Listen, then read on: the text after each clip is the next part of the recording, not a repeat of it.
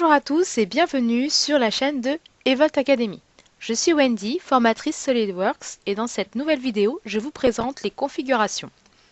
Pour commencer, je vous expliquerai ce que sont les configurations, leurs usages et utilités pour ensuite vous présenter les outils dédiés à la configuration dans SolidWorks et comment les utiliser.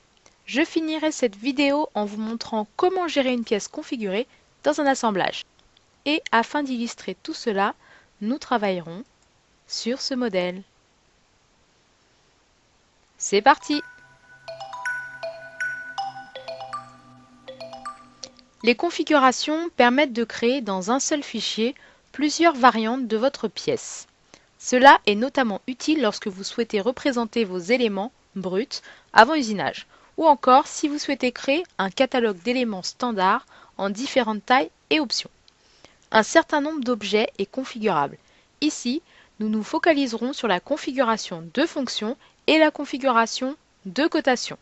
Voici ce que nous cherchons à faire afin d'obtenir le résultat que je vous ai montré en début de vidéo. Posséder différentes étapes de la fabrication du tronc. Pour cela, il sera nécessaire de configurer des fonctions. Avoir différentes tailles pour le feuillage. Et ça, pour y arriver, il faudra configurer la cotation. Avant toute chose, nous allons prendre connaissance des outils liés à la configuration.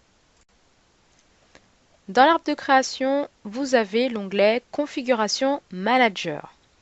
C'est depuis ici que nous allons gérer nos configurations, création, modification et suppression.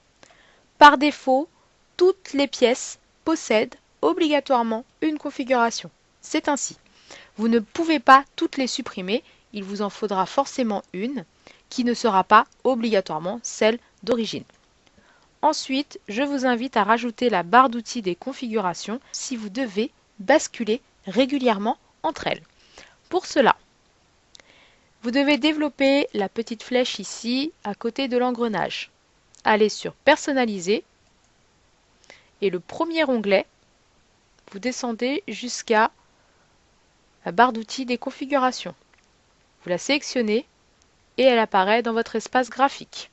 Vous n'avez plus qu'à valider. Voilà, nous pouvons commencer.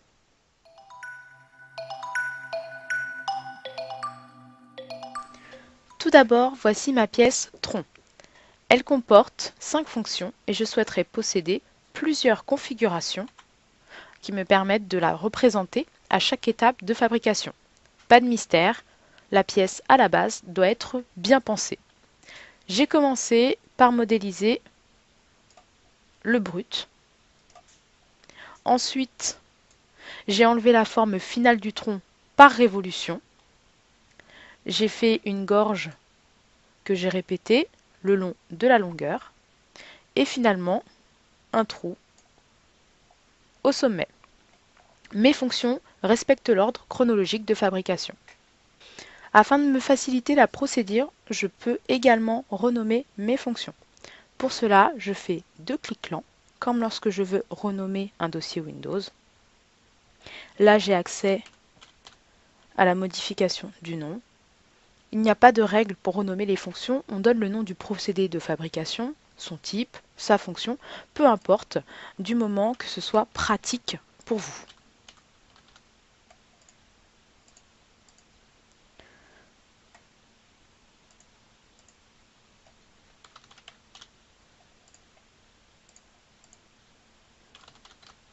Voilà, c'est fait.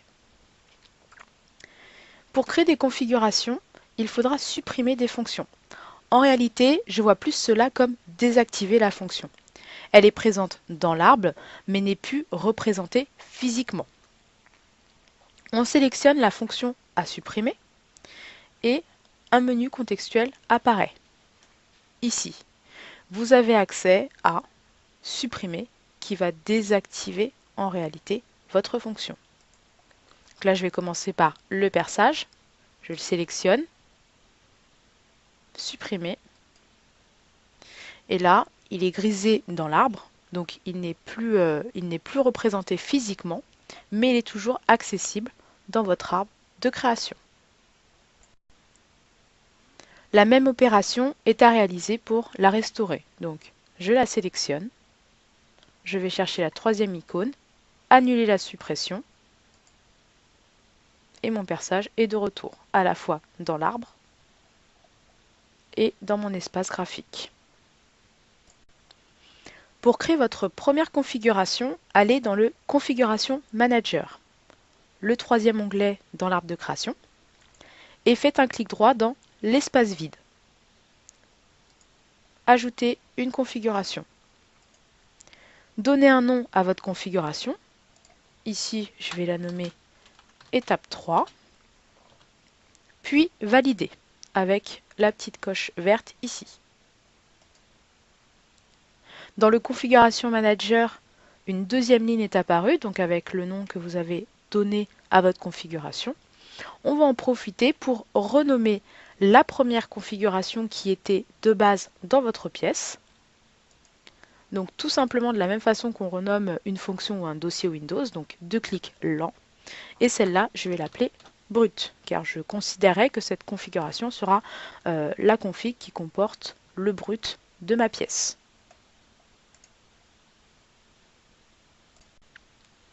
Pour switcher entre vos configurations, vous devez double-cliquer sur celle que vous souhaitez activer. Voilà, comme ça. Ou choisir la configuration souhaitée dans la barre d'outils que nous avons générée tout à l'heure. Vous remarquerez que la configuration active est celle qui n'est pas grisée. Lorsque je crée une configuration avec cette méthode, celle-ci est identique à celle que j'avais à l'écran lors de la création. Regardez, je bascule entre mes deux configurations et rien ne change à l'écran. Donc maintenant, je vais vous montrer comment personnaliser vos configurations. J'active la configuration brute à laquelle je souhaite soustraire toute action d'usinage. Ensuite, je retourne dans mon Feature Manager, donc dans mon arbre de création, le premier onglet, et je supprime toutes les fonctions que je considère comme étant des actions d'usinage. Donc pour cela, je sélectionne mes éléments, toutes mes fonctions, avec la touche CTRL. Lorsque je relâche ma touche CTRL, donc je n'ai plus le clic activé, j'ai accès au menu contextuel qui me permet de prendre cet outil, l'outil supprimer. J'ai bien mes fonctions qui sont désactivées, elles sont toujours présentes dans l'arbre mais grisées, et je vois que dans mon espace graphique, il ne reste plus que ma première fonction de base, mon brut. Je vérifie quand même que ma configuration a bien fonctionné, que les modifications que j'ai apportées ont bien eu effet seulement sur la configuration brute et non sur l'étape 3. Donc pour cela, je retourne sur mon onglet Configuration Manager et je bascule sur mon étape 3 et j'ai bien mon objet qui n'a pas subi les modifications que j'ai apportées à la configuration brute. J'ai bien deux éléments complètement différents. Autre façon de créer des configurations. Là, je souhaite en créer plusieurs en même temps. Les étapes intermédiaires entre mon brut et mon étape 4. Pour cela, je retourne dans mon arbre de création et je sélectionne les fonctions que je souhaite configurer, toujours grâce à la touche CTRL. Une fois que cela est fait, je relâche ma touche CTRL et je fais un clic droit, sans bouger ma souris. Et là, j'ai accès à configurer la fonction. Cela m'ouvre un tableau dans lequel je peux gérer la création et la modification de plusieurs configurations sur plusieurs fonctions. L'utilisation est assez simple. Je vais créer mes configurations simplement en leur donnant un nom. Ici, il me manque donc l'étape 1 et l'étape 2. J'ai ici mes fonctions, d'où l'intérêt de les renommer au départ, afin d'y voir plus clair et de savoir quelle fonction est à supprimer ou est à garder. Pour le moment, je n'ai fait que créer mes configurations. Donc, l'étape 1 et l'étape 2 sont identiques à la configuration brute, parce qu'elles ont été créées à partir de la configuration brute. À moi maintenant de les personnaliser. Donc, dans l'étape 1, je ne souhaite garder que le tournage. Donc pour ça, j'ai juste à laisser sélectionner donc le perçage, la répétition linéaire et la gorge. Je désélectionne tournage, car en désélectionnant, je lui indique que je ne veux pas supprimer l'étape tournage. Dans mon étape 2, je souhaite préserver la gorge et la répétition de celle-ci. Par contre, le perçage est réservé à l'étape 3. Donc, je laisse cocher le perçage et je décoche la répétition, la gorge et le tournage. Vous voyez, en désélectionnant la répétition, ça m'a désélectionné à la fois la gorge et le tournage. La raison est que la répétition ne peut pas exister si la gorge n'est pas présente, puisque c'est la répétition de la gorge, et si le tournage n'est pas présent, puisque la gorge a été faite sur la fonction tournage. L'étape 3, tout est validé, donc c'est OK pour moi. Je valide ma fonction. Étant donné que la création de ces configurations se fait sans contrôle, lorsque je vais dans mon configuration manager, je remarque que les configurations créées n'ont pas de coche verte devant leur nom. Ici, j'ai des traits à la place. Ce qui signifie qu'il faut les reconstruire. Une à une, je les active en double-cliquant dessus afin de les reconstruire. Et vous voyez, à la place des traits, chacune possède une petite coche verte. Et je vois qu'elles sont toutes réalisables. Donc, l'étape 3, c'est mon élément fini. L'étape 2, j'ai bien seulement le perçage qui disparaît.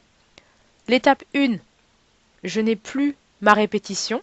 C'était seulement le tournage, l'opération de tournage, et le brut, qui ne possédait qu'une seule fonction. Voilà votre première pièce configurée. Passons à la suite. Voici la pièce de base pour le feuillage. Je souhaite posséder plusieurs configurations qui me permettraient d'avoir plusieurs tailles de pièces. Là encore, pas de mystère, la pièce doit respecter un certain nombre de contraintes que je dois lui imposer. Ce qui est important pour moi, c'est de pouvoir faire évoluer le diamètre extérieur de ma pièce sans que le diamètre intérieur ne bouge et garder un angle de 30 degrés entre chaque pic. Voici donc mon esquisse. J'ai créé un quart de ma pièce, ce qui me permettra par la suite une répétition circulaire. Et là, on voit bien le diamètre extérieur qui est clairement défini, donc modifiable. Mes codes de 30 degrés qui me garantissent l'angle entre les pointes des pics. Par contre, ma cote de 45 ne respecte pas mon intention de conception. Je le rappelle, je souhaitais que ma cote centrale reste la même et qu'il n'y ait que ma cote extérieure qui évolue. Si mon diamètre extérieur change, la cote de 45 entraînera un changement de ma cote centrale. Il est donc plus logique pour moi de créer la cote de diamètre intérieur. Je supprime donc ma cote de 45 pour ajouter ma cote de rayon. C'est fait. Ainsi, je préserve la dimension du diamètre intérieur pour toutes les tailles de feuillage.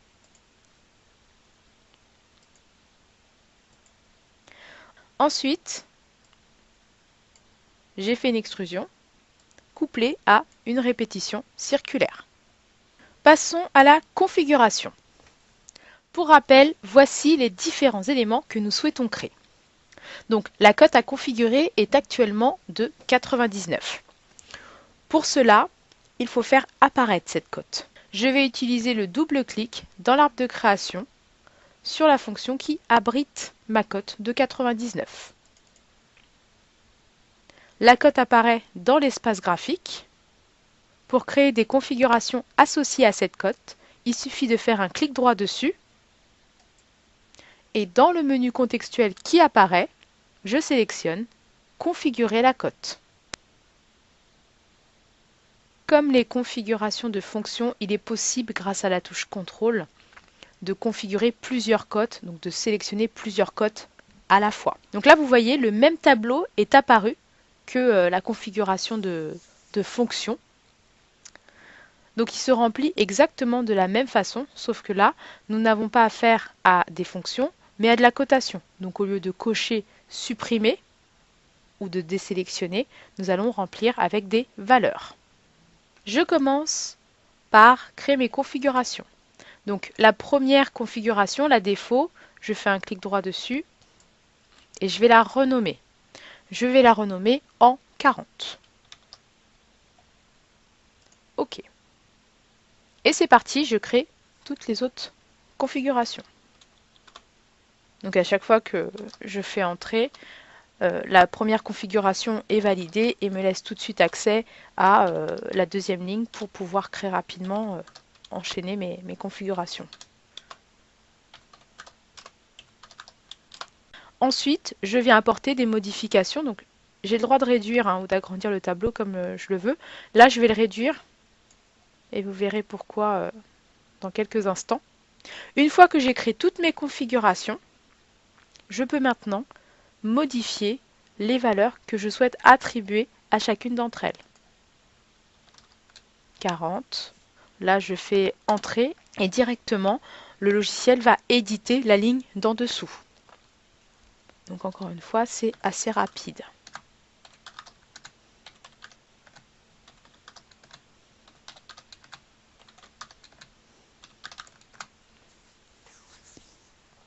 En faisant avec cette méthode, je prends quelques risques, car au niveau du dimensionnement, je ne sais pas si toutes mes valeurs sont bonnes à insérer dans les différentes tailles de ma pièce. Donc avant de valider, je vais appliquer les modifications pour voir si mes changements sont pertinents. Appliquer. Donc là, je vois que ma taille de 200 passe. Je double-clique sur 180. Je vois que ma taille de 180 passe également.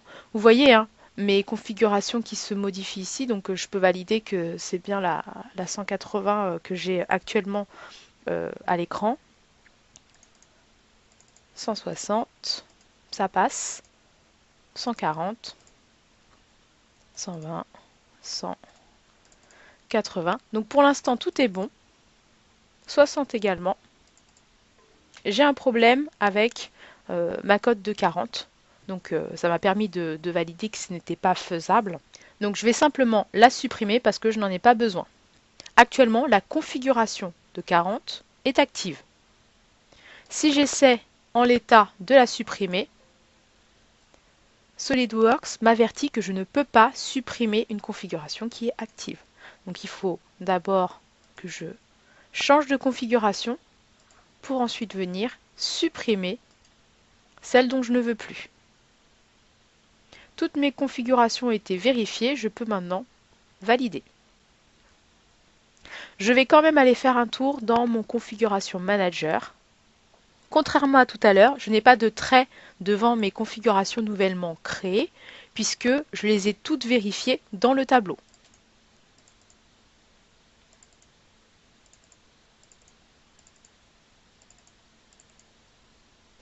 Petite remarque concernant les pièces configurées. Lorsque l'on veut modifier une pièce qui comporte des configurations, il faut rester vigilant et définir les configurations dans lesquelles vous souhaitez affecter ces modifications.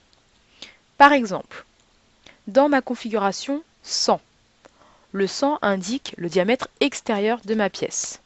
Or, dans cette pièce, le diamètre extérieur est de 99. Il me faut donc la modifier.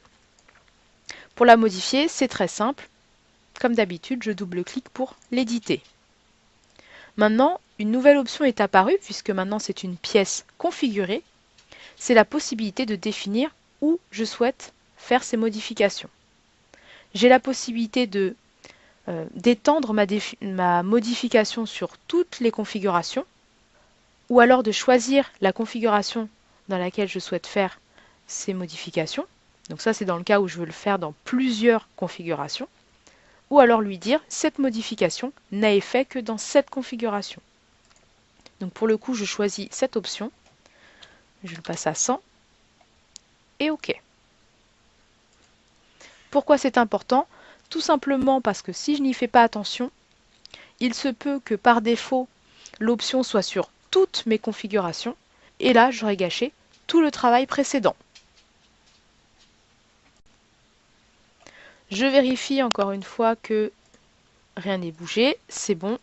Ma cote 200 n'a eu effet que sur la configuration de 100. Là, il me manque quoi?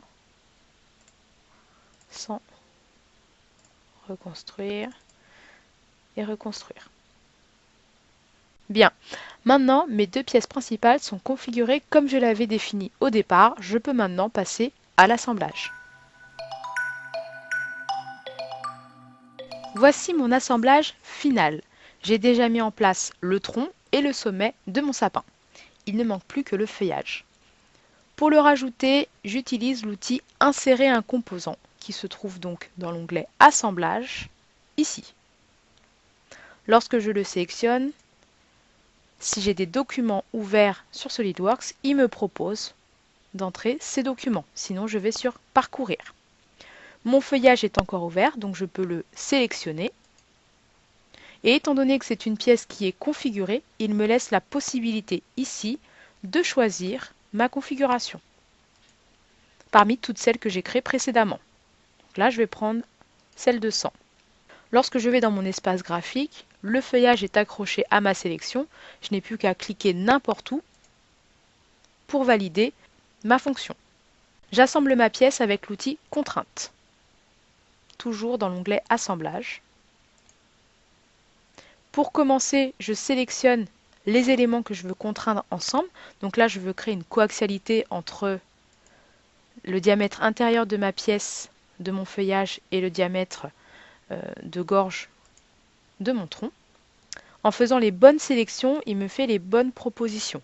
Donc, deux éléments circulaires, pour lui, il me met une coaxialité que je peux refuser ou non. Donc là, je valide une première fois. La fonction est toujours ouverte.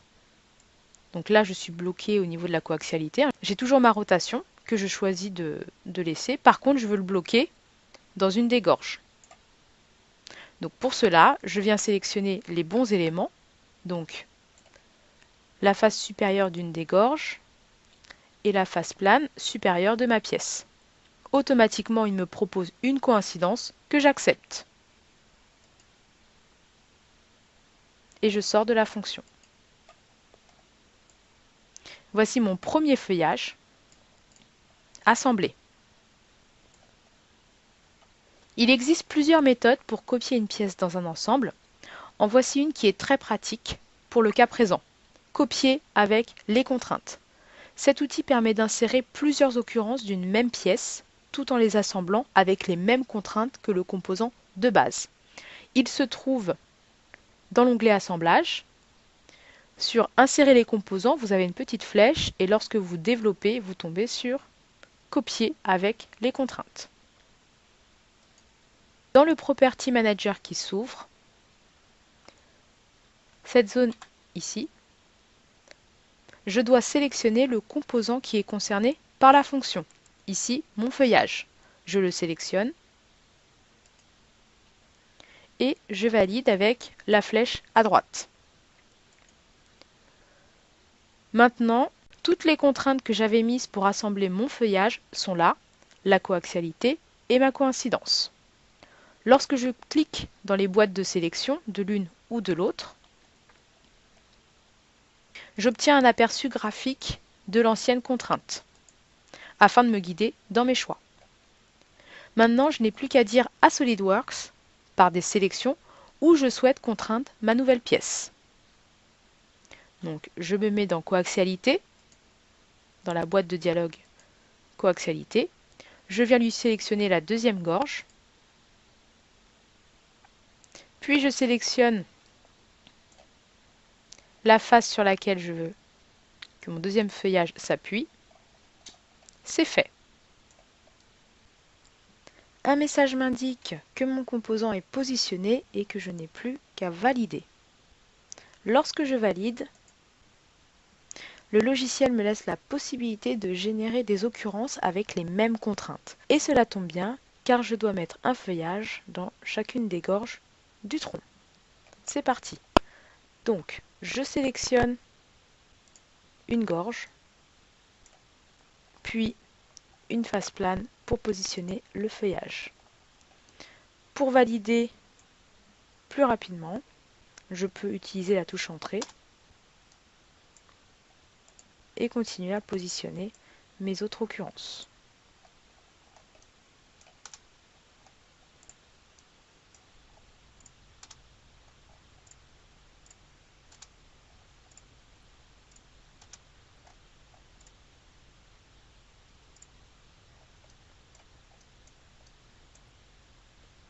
Une fois que j'ai terminé, je valide une dernière fois et je quitte ma fonction. Voilà, j'ai répété mon composant le long de mon tronc. Je vais pouvoir maintenant passer à la suite. Une des caractéristiques des composants configurés, c'est la possibilité de choisir leur configuration d'une simple sélection. J'ai deux possibilités. Soit depuis l'arbre de création, donc je vais sur l'occurrence concernée, je la sélectionne d'un simple clic, et dans le menu contextuel, j'ai un menu déroulant qui me permet de sélectionner la configuration que je souhaite lui attribuer. Donc là, 200. Je valide. Et je peux faire la même chose. Donc là, c'est la deuxième possibilité depuis l'espace graphique, que je trouve personnellement plus pratique puisque je sais de quelle occurrence je parle, alors que depuis l'arbre de création, toutes les occurrences portent le même nom, donc si on ne les a pas fait dans l'ordre, c'est compliqué de s'y retrouver. Donc depuis l'espace graphique, j'ai simplement à cliquer sur ma pièce, le même menu contextuel s'ouvre, j'ai accès au même menu déroulant et je choisis mes éléments.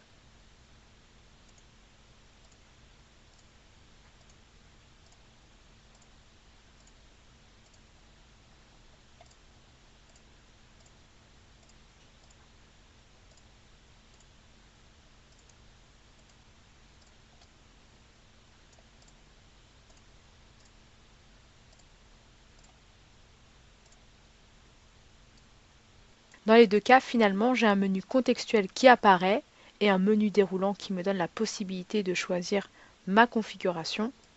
J'agis comme cela sur tous mes composants jusqu'à obtenir mon résultat souhaité. Et voilà, notre sapin est fini. Comme on peut le constater, et cela pour tout ce que l'on entreprend sur SolidWorks, on ne peut pas faire de configuration sur un coup de tête. C'est un travail qui se prépare en avance. C'est pourquoi la notion d'intention de conception revient souvent dans la modélisation. C'est notre feuille de route, le mini cahier des charges de nos projets. Il existe bien des méthodes pour configurer vos pièces. Dans cette vidéo, je vous présente les configurations dans leur simplicité pour qu'elles vous soient abordables. Je reviendrai sur le sujet dans d'autres vidéos exploitant des paramètres et des fonctionnalités plus poussées. Cette vidéo est maintenant terminée, j'espère qu'elle vous a plu. Si c'est le cas, n'oubliez pas de mettre un j'aime, n'hésitez pas à laisser vos commentaires, abonnez-vous à la chaîne pour suivre l'arrivée des nouvelles vidéos, et moi je vous dis à bientôt sur la chaîne de Evolt Academy.